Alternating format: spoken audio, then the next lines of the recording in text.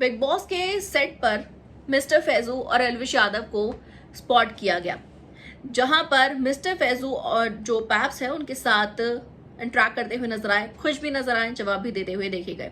लेकिन एल्विश ने ना ही जवाब दिया, ना ही उन्होंने उनसे कोशिश की कि वो तस्वीर भी ठीक से उनकी ले ले जब वो कार से वहां रवाना हो रहे थे, जिसकी पीछे की वजह लोगों ने बहुत सारी दी।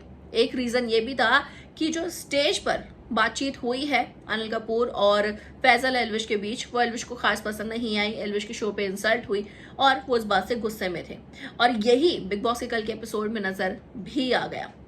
अब यहाँ पर बहुत कुछ हुआ, उसके बारे में हम कई रिपोर्ट्स में बात कर चुके हैं, लेकिन इसकी वजह से सोशल मीडिया पर जरूर एल्विश को थोड़ा हेट मिल रहा है।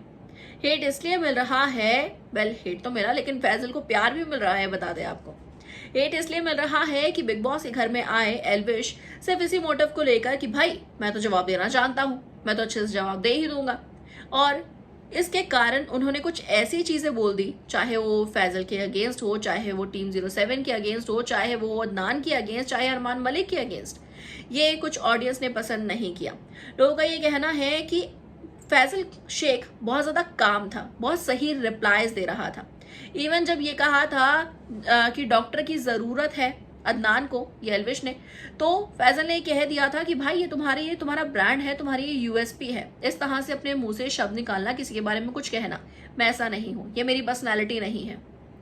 और जब एल्विश बार बार अदनान की इंसल्ट कर रहे थे, बहुत कुछ उनके बारे में उल्टा कह रहे थे कि भाई कुछ करा है नहीं, इसके बस की नहीं है, कर ये पाएगा नहीं, और बोल बच्चन वाला इंसान है, और बहुत सारी चीजें, तो इसके ऊपर बार बार यही कह रहे थे फैजल की अभी से 4 दिन शो में आए हुए हैं, लोग उसकी पर्सनालिटी को थोड़ा समझेंगे, जान जाएंगे। एज अ व्यूअर मैं भी ये कहूंगा कि हाँ, अभी समझने में टाइम लगेगा, लेकिन दोस्त हूं तो सपोर्ट फुल दिखा रहा हूं।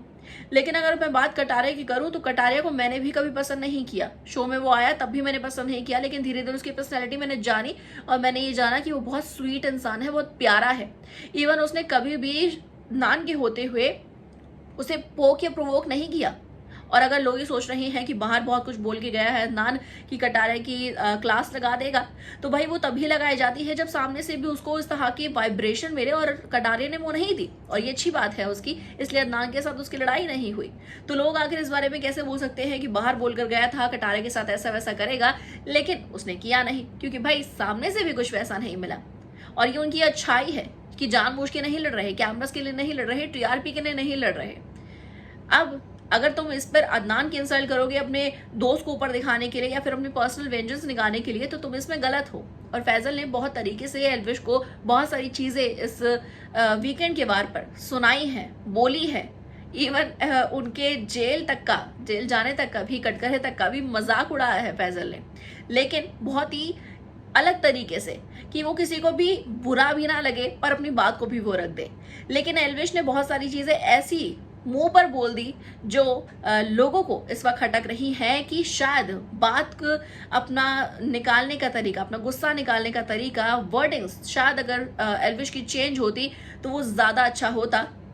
तभी क्लास कहा जा रहा है फैजल को, और घटियापन कहा जा रहा है एल्विश की बातों को। अब ये देखना होगा कि भाई ऑडियंस की ओर से तो एल्विश को थोड़ा हेट मिला है इस बात के लिए, शायद इसी बात पर जो बिग बॉस के घर में हुआ, थोड़ा सा गुस्सा एल्विश के चेहरे पर नजर भी आया था।